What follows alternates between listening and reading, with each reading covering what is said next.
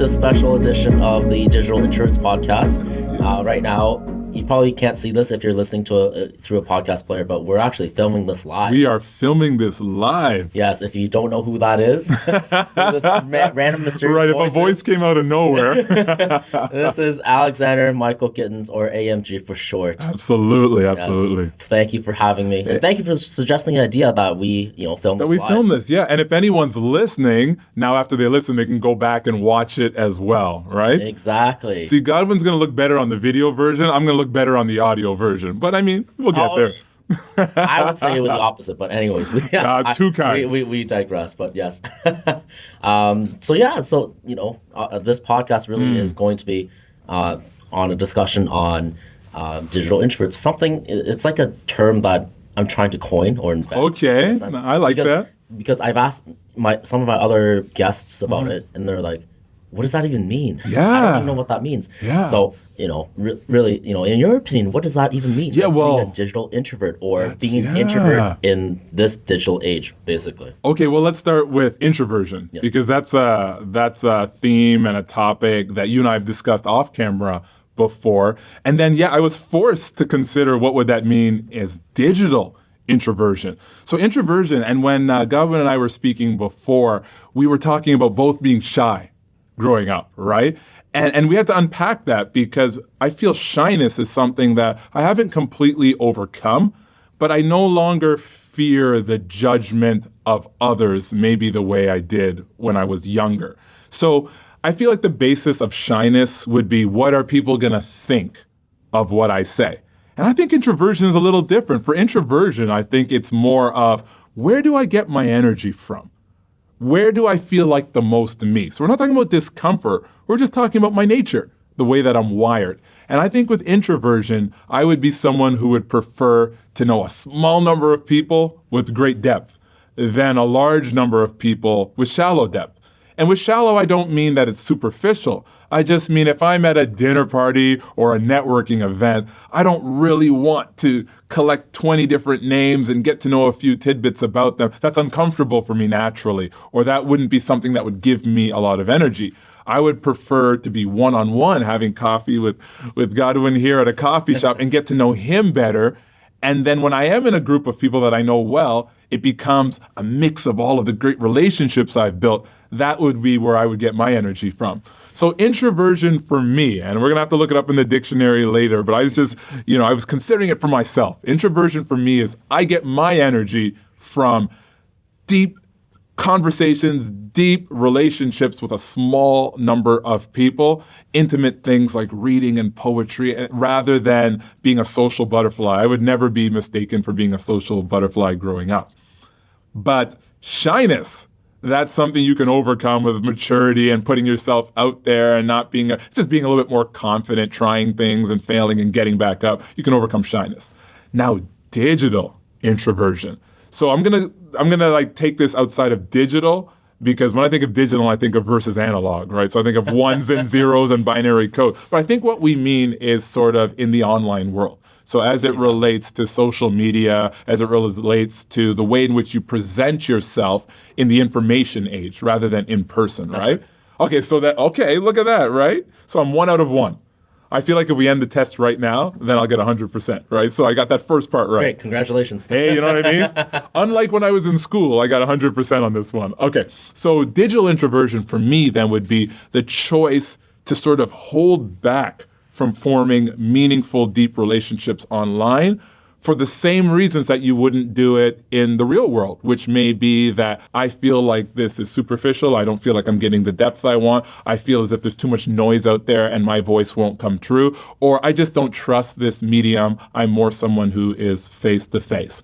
And I think what I would be excited to discuss, and the reason why I was so happy to join you here today, is I think what we're now looking at is what would be an opportunity with the digital age where some people would see a threat, and how can introverts still leverage the power and the opportunity provided by digital media while still being true to who they are.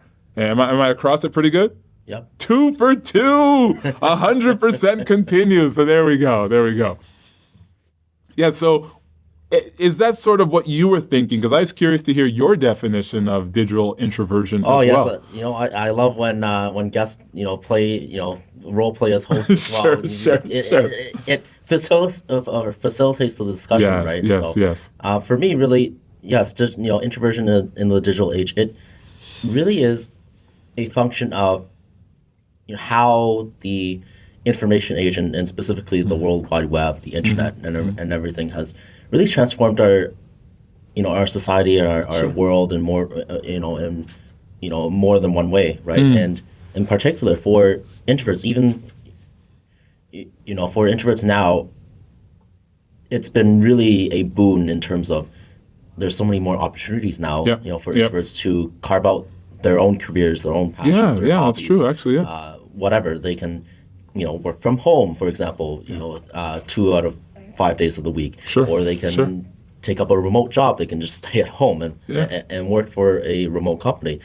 They can carve out careers as entrepreneurs, right? As digital content creators, and they don't necessarily have to be forced to go to the office 9 to 5. That's a very good point. That's a very good point. Yeah. Yeah. And you said something that made me think. So thanks so much for unpacking. And that's what I love about sitting down with you. I'm always going away and thinking about something new. And when you're like us, I don't know our listeners if you're like kind of like got that little geekiness to you, but we love breaking down ideas, right? We love going deep into ideas. That's the whole conception of the podcast. Really. Right, It's for us right. to talk about anything and everything. And that's how I got here, by being a geek most of my life. That's how I got here. Oh yes, we can talk about anything here. Okay, wonderful. Well, this is what I love about the internet. Every once in a while, I'll see someone. I remember when I came across Mari Andrews.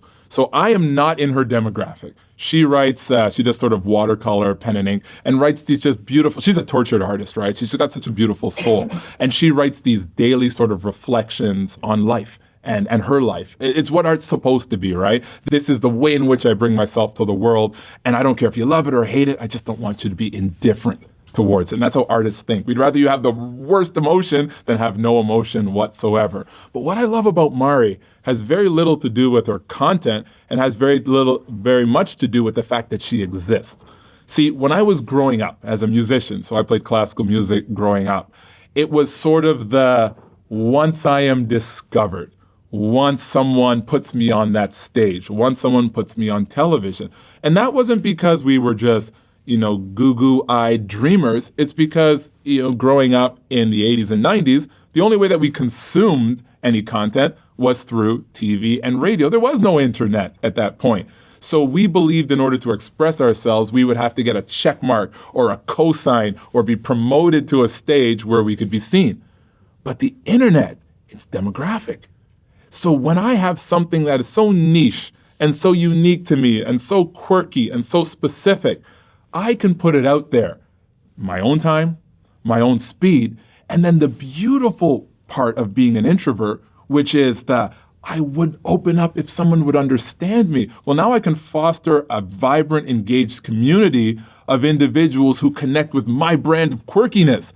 And there's nothing more lonely than being in a room full of people and feel like you're not being understood. That's even worse than being in your bedroom and being not understood. But now when you're able to create on your timetable on the highest platforms and be ubiquitous with just a click, and then you start to find people that say, oh, that's cool. That might even cure shyness. So I think the opportunity and then why, Godwin? Why would you ever consider being inauthentic when the things that thrive on the internet are typically personality-driven, very specific things? So now it's not just, I'm going to be me so that I can bring my art to the world, but I'm going to be me because everyone else is taken. And so now I can be uniquely me. And so that opportunity is exciting. And it reminds me that I don't need to change my tone. I don't need to change my color or my gender or my height. I don't need to change any of those. The one thing I need to do with everything I create is make sure that I'm okay with this individual unit of me representing all of the work that went into this, all of the failure, all of the resiliency, things I care about the most. That's an awesome opportunity, and it's a great responsibility, one that I take seriously, one that the team takes seriously as well. So I love what you said there, because I think the opportunity is to be you, only you, the most you, and still find an audience. Right, exactly. And that's the beauty of, the democratic I don't even know if that's the word. Yeah. Of the internet. That's the entire point is to give ordinary people like you and me the opportunity to share what we want to share Absolutely. with the audience that we want to share it with, and then be able to cultivate a fan base, quote unquote, essentially. Right? Because more often than not, we are more similar than we are different. Certainly. You know, we're over 98% similar or the same, really, in our genes, really. Yeah. Right? And so there are only very superficial differences. So, you know, and what I found was that, you know, the introvert community online is very, very robust and very, very strong. Yes, of course. And of course, it's also driven by personalities, but it depends because everyone takes a different angle. Of course, there's a lot of discussion on introverted leadership, introverted entrepreneurship, or, you know, introverted writers, which most of them are actually. It's by nature, right? It's very by nature. Of course, you have those types of careers where, of course, introverts gravitate towards more, right? You know, you have your doctors, your physicians, your engineers, your writers, obviously. IT, don't forget that as well. IT, information technology, of course. Right, and then you have the flip side where you have what we're doing right now is not necessarily something that introverts may gravitate towards, like starting a podcast. The arts, maybe, mix of both, right? Even at the C-suite level, of course, you can find that certainly. There is a healthy mix, actually, of both extroverts and introverts. And there's not to say that, you know, one personality trait is better than the other at the C-suite level. It's just, you know, there is that bias, right, towards extroversion, especially in the Western world. Right, and that's a very good point. And you know, bringing that cultural piece in, of course, is super interesting because, of course, you know, on the opposite side of the world, you know, in the Eastern world, there's actually introversion. There is valued above, you know, extroverted traits. So it's very, very interesting dichotomy. You know, it's an interesting dichotomy, and we use the word democratic, and I think it would be helpful for us to unpack that a little bit, because I think that you and I both know what we mean by democratic, and I think someone out there who has huge passion, they are an artist, they have information to share, might say, well, it doesn't feel very democratic because it feels like people doing silly, frivolous things tends to be who the internet rewards with likes and comments and all of that. So there is the sensationalism that happens, but at the same time, that has always existed. It's just on a different platform and maybe at a different magnitude now, but that's a human thing. But we've all been in situations where we've seen the person in a group setting, whether we're doing group work in school or whether we are a part of a community group, where the loudest voice isn't always the best voice. I remember I was reading a while ago, and they said, how do you know who the leader is at a table? And they said, is it the person who talks the most, the person who listens the most? And it turned out that the leader was the person that the conversation flowed through. So who were people looking at? Who were people asking, whether consciously or just by looking for their head nod or some body language? Who were they flowing the conversation through? And even by curating information, you could be an introvert and you're just amazing at picking out the specific nuggets and connecting them together to add value for other people. That's an awesome trait. That's leadership. Don't let anyone tell you it's not. So it's more that, do you care enough about what you care about to do it regardless of the fact if you get traction immediately or not? And the cool thing about that and the opportunity of that is that's where confidence comes from, is unapologetically doing something you love at a high level repeatedly, regardless of what the external world tells you about that. And as long as you're not hurting anyone, and as long as your intentions and your actions are lined up with your purpose, I think that's beautiful. I was asked by an interviewer once what would happen if everything I had done on stage and writing and in interviews, etc., it sort of caught fire and it took off the day after I died. And so I didn't get to enjoy the work or the fruit of any of my labor. I became a celebrity the day after I died. Sure, just like many painters, but anyways. Oh, Van Gogh, right? Van Gogh, and not Picasso, he was a rock star. But I think that was just awesome. I got so excited. I'm like, so I got to work my whole life and do something I cared about, and it's going to add value for people after I die. Now, maybe I'm a romantic. Maybe I'm a weirdo. I'm definitely a bit of both. But the point that I'm making is when you're creating something that's uniquely you and you're giving your all to it, the fact that other people get to interact with it is one of the bonuses of being you. And you expect that to happen, but it's not the reason you're doing it. So my question is, given the fact that the silly cat video or the ridiculous meme, things that in the right setting are fun to look at for me too, will you still create what you think is of value, even if it doesn't get traction? Do you care about it enough to do you regardless of what the outside world says? And that's called confidence. And there's one trait in males and females that's equally attractive. There's one trait that works on stage, whether you're writing, it's confidence. But confidence is just using the best of who you are to create value for others. We can all do that. It might take a little bit of practice and it might increase with time, but unapologetically be you, add value regardless. And that's all that we're trying to do here today. So that's wonderful. Exactly. And you mentioned a very good point about... Just one very good point or multiple good points? No. Because I had 100% before I started that last comment. So am I still at 100%? You are still 100%. I seek the validation of Godwin only. No one else do I care about. Okay, sorry. I interrupted you there. We digress. Oh my goodness. No, you mentioned a very interesting point about, creation and the process of creation. And, many people say that, process is what they enjoy the most. Certainly. Rather than, Certainly. Destination. Absolutely. Right? And, especially for me, right now, in terms of, even creating this podcast and the upcoming book, these things are fun. Like I'm having a blast here, right? Doing this in this process of creation. It's where you get your satisfaction, your joy, and then everything else afterwards, where outside world's perception of it is just cherry on top, right?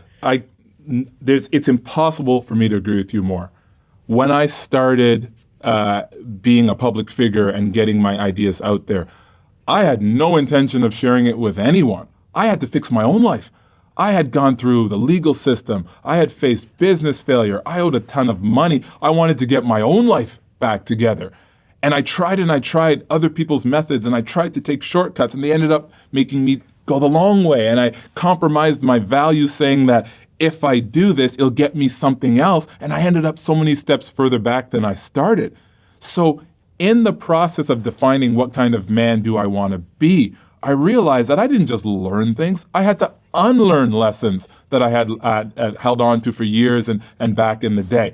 So as I got the courage, and there's no other word but courage, to start implementing some of the things that I learned, I realized people like Godwin, people like our director, Kristoffer, and our still photographer who's here as well, Mustafa, they started gravitating towards me. And I lost a lot of friends, but I didn't lose anyone who truly wanted to see me succeed. And what I realized is as I kept stepping out and adding value, I kept gaining all of the things that I had wanted in the first place, which is courage and resiliency and confidence and levity and light and impact and positivity and stature and gravitas and charisma, all of the things I've always wanted. I started to get them as I unapologetically followed these steps of greatness. And I ask myself these days, without that failure, without that, would I have done it? And so I'll never be happy that I messed up my whole life doing stupid things that took me a decade to get back on my feet. But in that moment, the decision to pursue who I am and to do that unapologetically is what led me to everything that I'm able to do today. So for me, it was never about being an author or a speaker. I was a shy kid growing up. I just wanted, I always joke where people say, I have 1,000 likes on Instagram or 100 likes on Facebook. I just wanted one girl to like me, I just wanted to hold hands with that girl in my 7th grade class. And I figure she doesn't even know I exist, right? That was my motivation back then, is just to exist to the girl I liked, right? And, but the process, oh my goodness. We, as a team, we always talk about the reason that we're doing something and the people we're doing it with. And then can we line up every step with that? So now it becomes easy when I get asked, Alexander, do you want to have a chat on a podcast? Well, it's Godwin doing it? Oh, I believe in that, young man. I'm in. Is it something that truly my heart beats for? I'm in. Because I can't be compelling on a cooking show. I'm good at eating. But I don't know how good I am at cooking because it's just not something that I've invested in. But that process, oh man, if you can fall in love with the process rather than the result, then you can understand this incredible saying, right? Is that the first thing you need to do to realize your dream is to wake up. So I'm not telling you to stop dreaming, but the purpose of a dream is to motivate you towards action, to take that next positive step. So with that picture you have in your mind of you on stage with your favorite artist, that picture you have in your mind of you being on the New York Times bestseller list, that picture you have of being on television with your original ideas, let that serve as motivation to take the next step. But it's not a cliche when people say life is about the journey, not the destination. There is no destination. We know what the destination is. Go to a graveyard. That's the destination. That's it. That's it, right? But you're not there yet. I'm not there yet. We have this beautiful opportunity called life. So it's a process in and of itself. So why not purpose your incremental actions for greatness? Why not decide that the action itself that I'm taking towards my goal is more important that I line that up with my values than it is achieving the goal itself? Because then you get to achieve goals moment by moment to bring the most of who I am to every action that I do. And the cumulative effect of that is called greatness. The cumulative effect of that is called legacy. So it's not just something that we subscribe to myself and as a team. It's something that excites me beyond measure. I don't have to figure out where I'll be one day. Who knows? But look where I am right now. What a blessing. Can I give my all to this moment regardless of the tempest swirling around me? So yeah, I love that you said that because you can tell that's something that I'm absolutely passionate about, and that's how I live my life. Exactly. You can, for all you listeners there, like you can really feel the passion, right? Definitely. In his voice. Definitely. When when he's really speaking, it's like really every single word has so much emphasis and meaning, and it's well intentioned and everything, right? So, and going back to the confidence piece, sure. I also certainly struggled with that, right? Of course, very low self-esteem when I was younger. Yes, I remember reading that in the first chapter of your forthcoming book. That was pretty exciting. If you haven't read it yet, I'll DM me. I'll send you a link to that. It's still online, right? Yep, it's still online. So there's a teaser online for Godwin's forthcoming book. It's pretty incredible. Yeah, so I was also very shy when I was younger, and and of course, like, process of unlearning that took forever. It took my entire childhood and into a bit of adulthood as well, right? And it didn't happen overnight. It was very, of course, small. It was a cumulative effect of many years of just working on it. Just, bit by bit, making 100%. Small, consistent actions, as my Sam Dema has put it. That's exactly what it is. Every single day, you just work on it, chip it away. It's like. It's like you're chiseling a statue, right? Ooh, you're not gonna look at that, huh? You're not gonna form Zeus in one day. It's going to take years. Ooh, right? I like that. I like a nice colorful metaphor there, right? Can I be a statue? Can I be like Zeus one day too? Can I? Yes, young man, chisel away. You'll get there. But there's one thing you said that I want to make sure that I come back to, because the fallacy is that any of this was predestined. The first time I got on stage and I was asked to say a speech, I wrote out the entire speech. I did the same thing. Oh my goodness! I had the introduction. I had the pause for laughter. I had everything written out, and I thought I had about 15 minutes of content. Okay, that sounded like a play, actually. You know how Shakespeare writes a play? It's the exact same thing. You just write out everything. Okay, there was nothing Shakespearean about what Romeo and Juliet can leave the stage now, that kind of thing. Right. No one laughed when I said they're supposed to laugh. The only person who left the stage was me. But anyway, I mumbled for 5 minutes straight and then just got off the stage. My hands were shaking. I couldn't read, but I know how to read. I'm literate. I promise you I'm literate, right? I know most of my alphabet, and I can say it by heart. But the point is that I couldn't get my words out. I couldn't speak. So I ended up just mumbling incoherent babble for 5 minutes straight. And so if someone says, AMG, that's easy for you to say. You've spoken at, you've given a TED Talk. You've spoken at huge professional events and all of that. I'd like to remind all those folks out there is I couldn't even read a speech in front of people who were willing to hear something positive from me. But when I learned how to speak, when I started getting compelling is after I started living it. I couldn't put a sentence together about greatness before I started living it. Once I started to go, and you know what it was? It was with my family. Relationships were hard, like romantic relationships, it was kind of hard because you want the person to like you so much and you'll do anything to have them accept you. But it was harder with my family. It was harder to say to my parents that I respect, that the way in which you live your life and the faith that guides your life is not that's not where I get my sense of inspiration from. That was hard. It was hard to have that conversation. In fact, it took me years.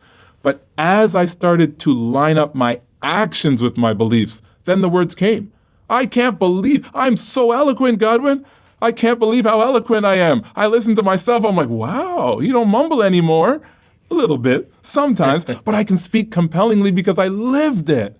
And so you don't hear me passionate because I'm naturally an extrovert. You hear me passionate because I can't believe that even me was able to find something so compelling that I can have it come out of me with such effervescence. That's awesome. And that's an opportunity that anyone can avail themselves of. All you have to do is decide to line your actions up with your values and to do it consistently. And you'll screw up. I screw up all the time. You know, I was batting 100%. I'm going to stop answering questions because it's all downhill from here as far as my marks are concerned. But it's not about whether I screw up or not, because then I'm in a new moment when I can go back and make restitution or apologize or something like that. But the opportunity to add value to every situation you're in, it's the most compelling thing. So I don't need to worry about the words that I choose. Once my actions are lined up, the world will follow. So if anyone's out there saying, I'd love to do a speaking or how do I get started or that, or I'm an introvert and I can see myself up on a stage, but I don't know how that's going to happen, I'd say every opportunity you have. When someone says, hey, does anyone have any more questions? Speak up. That's public speaking. When you have a networking event and people go around and introduce themselves, speak up. Public speaking doesn't mean there's a stage up front, you're a poster the way Godwin or I would be when we're at an event. Public speaking is just that. It's having the courage to add value to a conversation when there's other people around. If you look at it that way, why wouldn't you take the opportunity to be the most you and create the biggest positive impact? But for me, it was a journey of failure, a journey of learning, unlearning, and then deciding that, you know what, I don't care what anybody says. I would rather fail being me than succeed being someone else. And that's been the joy of my life. I have real, true, beautiful relationships that have grown out of me just being who I am. Hardest thing I've ever done. And it was a lot of false starts, a lot of footloose false starts, but it's been worth it. It's definitely been worth it. Right, definitely that authenticity piece is something that is really, really important, right? Yeah. Especially recognizing that you want to be true to yourself first. You recognize that, this is the person that I want to be, and I'm going to be me. Such a good point. And that's it. That is such a good point. And I have to unpack that because I didn't even think of it that. And that's what happens every time we talk. When people say authenticity, sometimes they use it as an excuse for bad behavior. Yes. I just being me, all right? So if y'all can't handle what I'm saying, then y'all got to get some thicker skin or something like that. Right. It's just my opinion. Yeah, exactly. But your intent is not that value. No offense, but... Yeah, exactly. Look, I just got to say, that's not being authentic. That's lacking tact. When I'm talking about authenticity, I'm talking about unapologetically being yourself regardless of the situation and doing that with grace. That's where character comes from.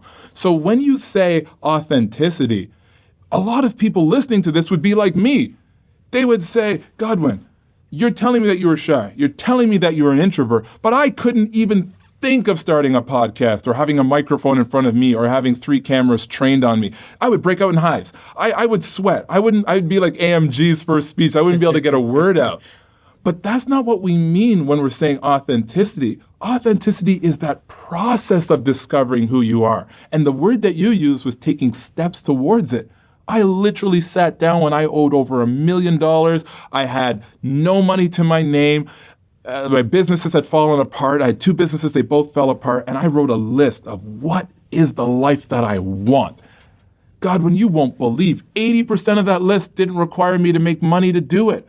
I wanted to be a good and true friend. I wanted to be healthy. I wanted to have a clean apartment. I wanted good relationships in my life. I wanted to read more. I wanted to learn. I wanted to be able to apologize to people. I wanted to be someone who would give the credit to somebody else rather than taking it for myself. Those are free. Character is free. Being a person of values and integrity is free. But what happens is when you're able to do those things, those values, then you build your own character, create value for people, and then you can monetize value if you want. But the purpose is developing into the best human being you can be. And that starts with asking yourself, what are the values that I want to walk towards? But they're not going to, it's not Pokemon Go. You're not going to walk around the city and capture them as they lay, waiting for you to find them on the sidewalk. They're not hidden. They're not out there. They're inside of you. And as you invest in the things that you care about, you build your character. And what else? What else do you want to build other than your character and your legacy and your impact? What else? Like any kind of superficial endorsement or likes or whatever, that's candy. It's good in small doses, but you can't build a sustainable life on that.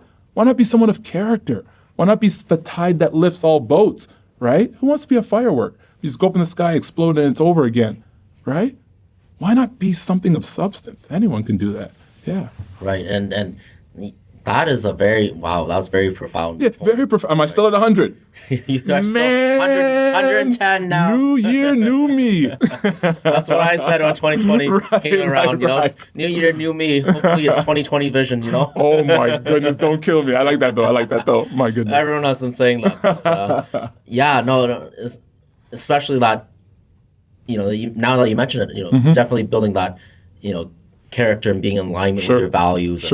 And becoming the best you. Yes. Best version of yourself you can be, right? And as I was kind of digesting our previous conversation for the book, actually, right? And of course, I'm a fan of psychology, so yes, me too. Then we go through that philosophy, exactly, self-actualization phase. Of course, right? The hierarchy of needs. That's Maslow, Abraham Maslow. Of course, yes, and so. You look at figures throughout history, very few people have actually achieved that type of transcendent kind of goal, right? And of course, there are a lot of factors in play as well. Especially you look at in the present day, we are so much richer than any other period in history. In every way, right? In every single way. Like we probably have the average person here living in Canada, this is where we're shooting, by the way, has more money than, let's say, entire villages in 1700s. It's true. Right? Yeah. So, we're in such a privileged place to be able to record this podcast in the first place. Now, why not be able to use all the advantages, all the cards that we have, been placed before us, to be able to achieve everything that you ever wanted, and even for me, right? Being the firstborn son of immigrant parents, and the pressure, yes, there's pressure, but in the sense that we talk about the word sacrifice, and sacrifice means a lot. I assume for yourself and myself, absolutely, as well, right? Because my parents. Gave up a lot, right? Coming here, gave up, comfort of a culture that they knew, a language that they knew, cuisine, blah, blah, blah. And a lot of different things come to, a place where they had to struggle a lot, right? To be able to raise my brother and I, and put us through school and, for myself through post-secondary education as well. And for me, and as a token of my appreciation, feel like, being able to put my best foot forward to I like that. Yeah. Really achieve. Now there's a difference. It may not necessarily be what your parents want to see your dream career it may not to look be. The it same. may not look like the same, especially to them. Yes. But it will. It probably should be something of equal impact or even greater impact than what your parents have envisioned you to become. Yeah. And so that is the least I could do to, absolutely, apart from treating them to vacation and everything. Yeah, exactly. It's the biggest intangible thing. Yes. And you used the word Maslow and his hierarchy of needs, but then you used the word transcendental. And so some Eastern philosophy sort of crept into what you were saying. Oh, yes. I look at both. So yeah. And I was talking to the team the other day, and we were talking about some Confucian some philosophy there. And a lot of Buddhists will look at three ways to achieve wisdom. And number one is through experience, which is the bitterest. Then there's through imitation, which is the easiest. And then reflection, which is the noblest. And as you were speaking, I heard you moving backwards and forwards through time. You talked about your parents and the sacrifice that they made to come here. And what does that mean to your life here today? We've been talking about digital introversion, the opportunities that social media has to allow people who didn't have a voice to have a voice. But without that reflection, which is the noblest, what is it then? It's just a stream of content. We don't even like using that word on our team, content. You like to use the word value, because if we're not putting out individual units of value, what's the point? And for authenticity, it's not so much about, am I being me? Is, am I giving a whole picture of the things that matter to me the most? Am I being accessible? So I think even moving from the Western philosophy to Eastern philosophy, we can imitate. That's the easiest. We can go through experience, and that's the hardest. But that reflection that you talked about and honoring the spirit of which your parents brought you here, that's the noblest. And I think we can agree on that on both sides of the Pacific, yeah? Yeah, so shout out to Confucius. Rest in peace, my G. Rest in peace. Well, I mean, yeah, he's been gone for a little while now. So. A little while, a few centuries. Yeah, so. just a little bit. But nice. Yeah, and of course, we were discussing that, and it does, going back to the to the parental piece, and yes. What they've envisioned your life to be versus what you envision your life to be, they can be sometimes very different. Completely different. Right? Completely different. And I think that's where our listeners and our watchers would be good to go back to our previous conversation, because we really unpack that a lot. But I guess the long and the short of it is, what relationship in your life doesn't improve when you become the truest, most impactful version of all of the things that you care about? What outcome becomes worse when you take all of the things that matter to you and you add sacrifice and energy and intention to those things? What part of life would be diminished by you purposing each of your actions for legacy? I challenge anyone to tell me, why should I not give my all in a situation?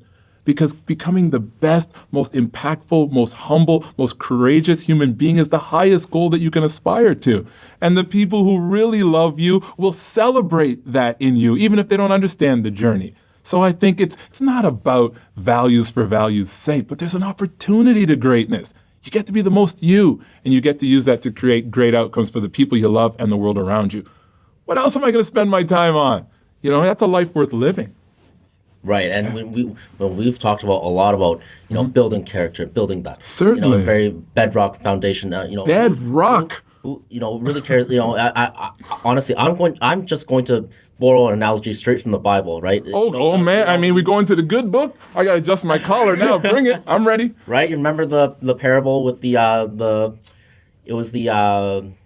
house with the strong foundation, the house with the Let me tell the story for those heathens out there, okay? So for all y'all who don't read your Bible, what camera should I look into? Let me look into this one right here. So there was a foolish man who wanted a house by the beach, so he built his house on the sand. Awesome house. And when the rains came, the house was washed into the sea. But a wise man, let's call him Godwin for this example, built his house upon the rock. And when the storms came and battered the house, it did not move. All right, you continue now. And when this is on the video, can someone please give me that sepia tone to, that far away. Right. Can you use that zoom? Dun, dun, dun. But that's a parable for folks who didn't read their New Testament. So yes. So, right, I'd rather build it on the rock of strong foundational values and character. Absolutely. Right, rather than building on the sand or if you look at it.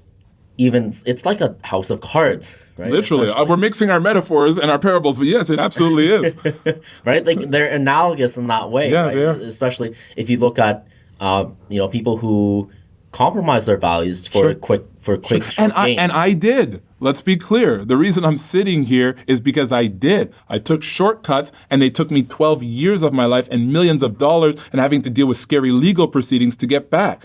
So if anyone's thinking of taking shortcuts, I'm not telling you not to. But at the end of the day, it might end up taking you longer. Make your mistakes, recover from them, try things out.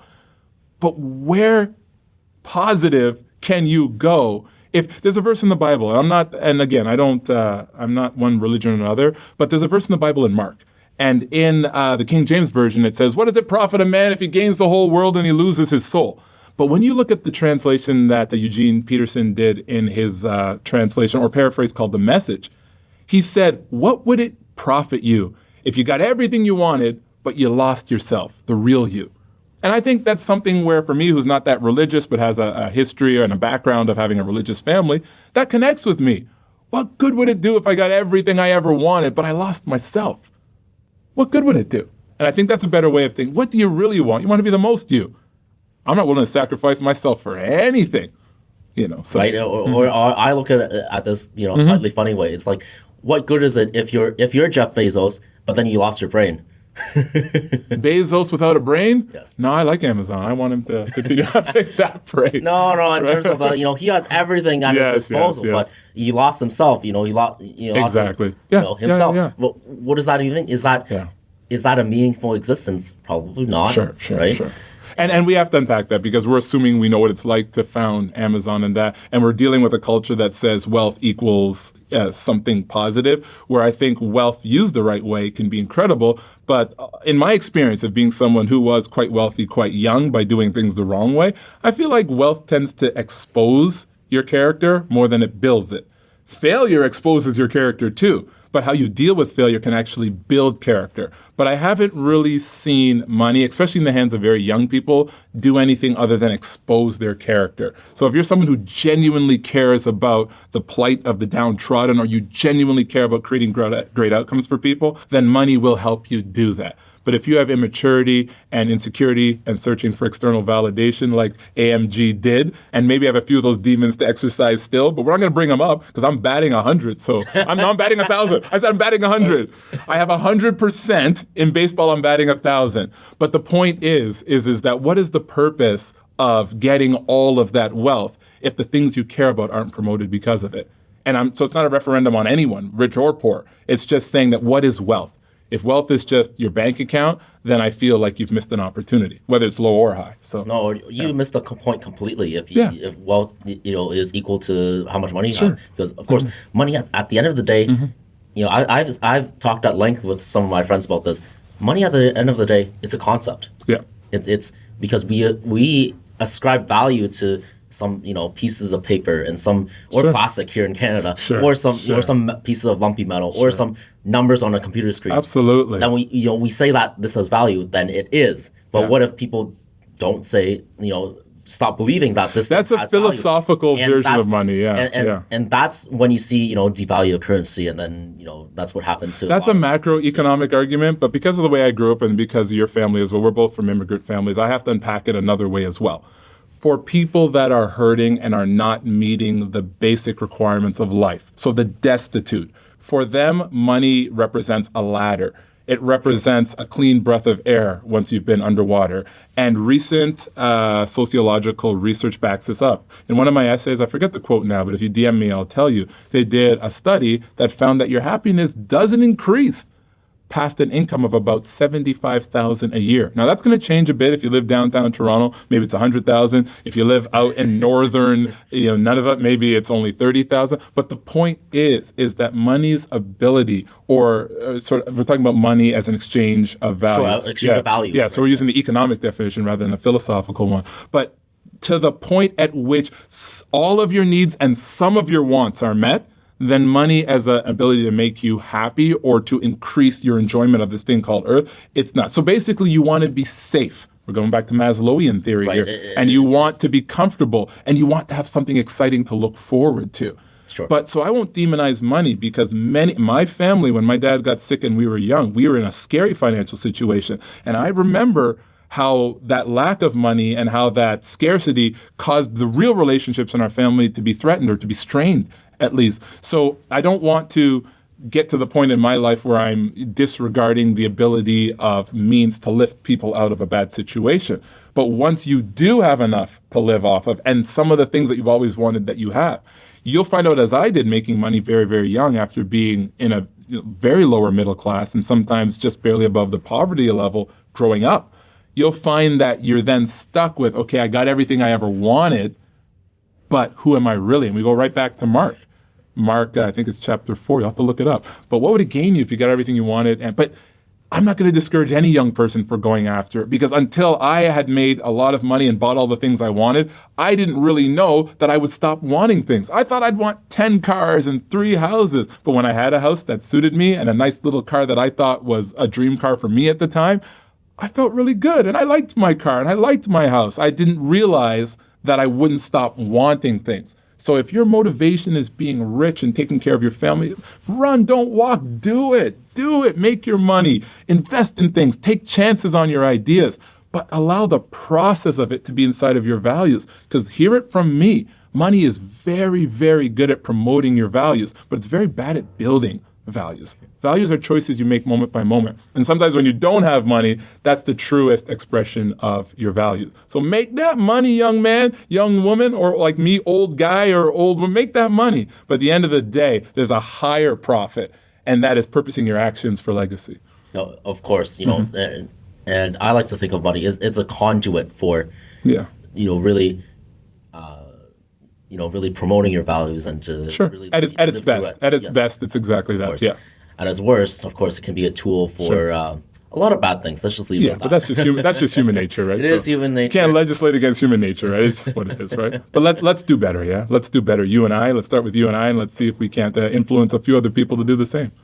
Well, yeah, no, definitely. Hopefully, we can really change, people's attitudes. Yeah. Really with this thing. Can I end with a funny story? Sure, you can end with how many funny stories you Okay. So growing up, I grew up in the church, so I heard a lot of I grew up in the church too. Did you? Yeah. Not the same church? No, we're in the same. No.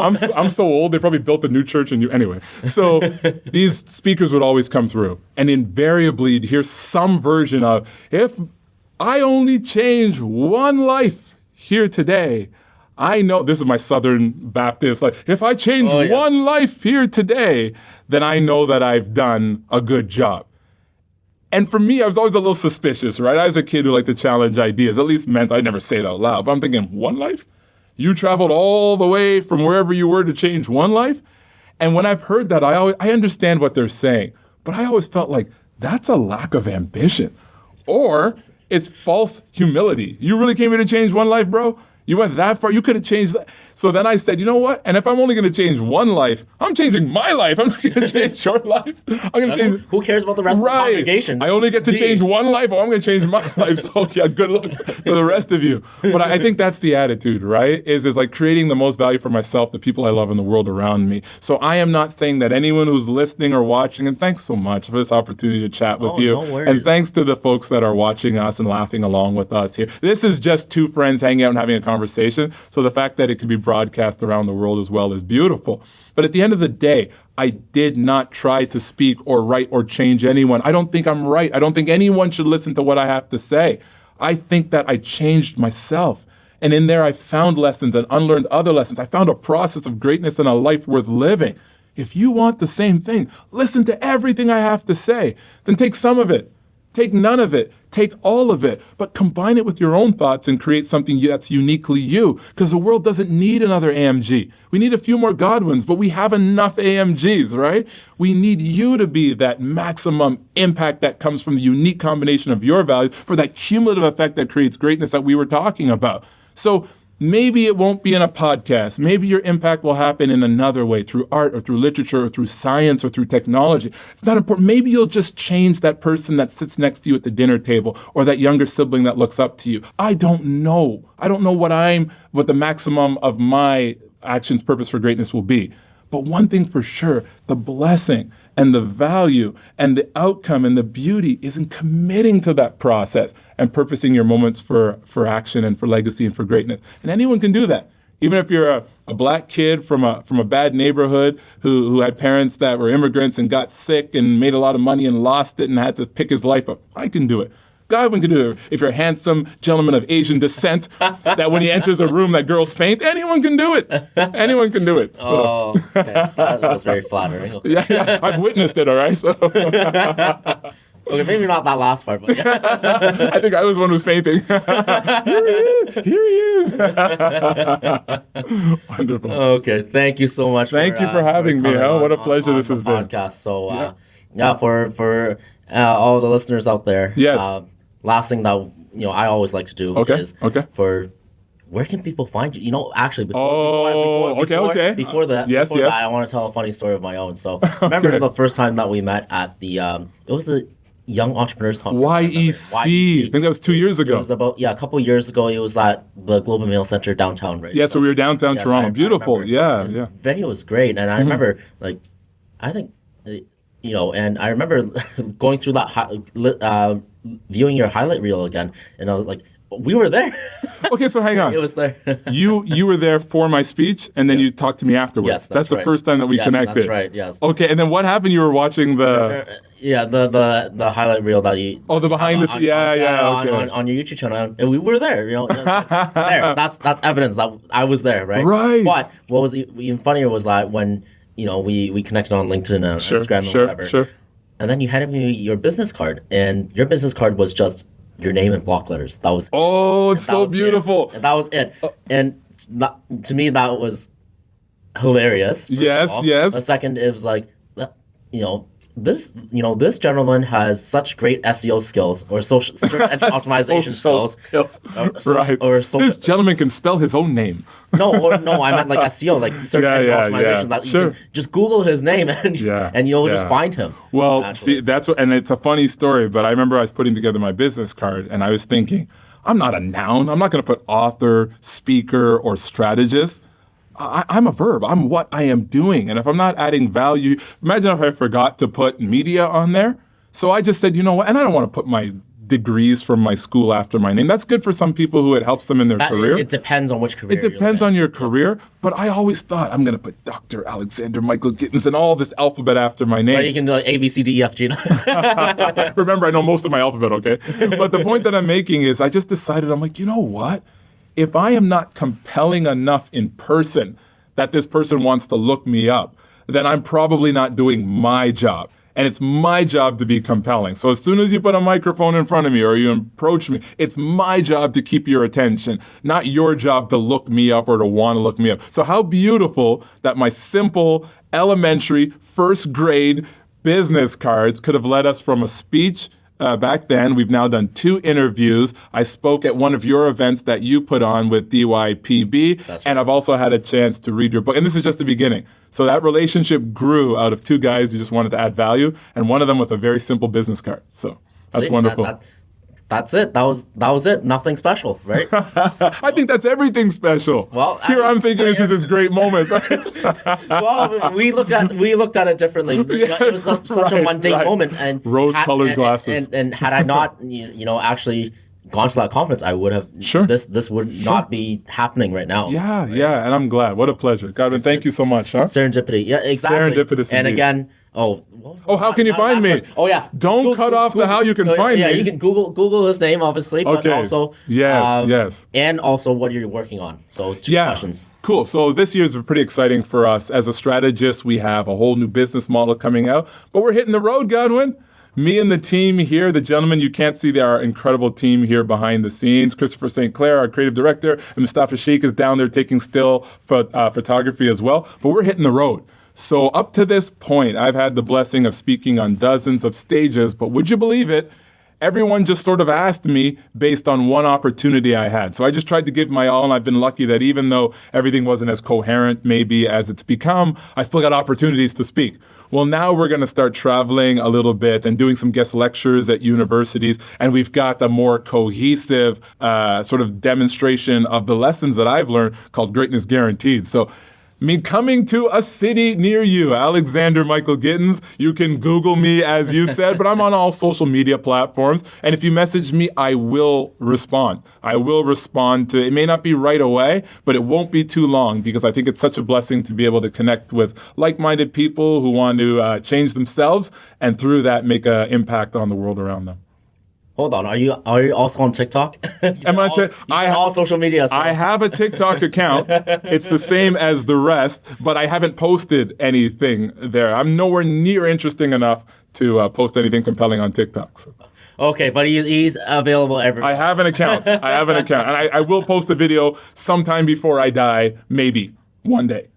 Okay, I probably won't. I'm walking back that commitment. Hold on. If you want to reach your Gen Z audience, my goodness. Just do it. Shout out to my Gen Z. When I was at Ryerson last time, I had an audience there. Average age was 18, 19. They were awesome. They were there. They were there every step of the way with me. So I'm all about the Gen Zs, right? So holla at me, my Gen Zs. They're our next generation, okay. right? Godwin, thanks so much. What a pleasure. Okay. What a pleasure. Thank you.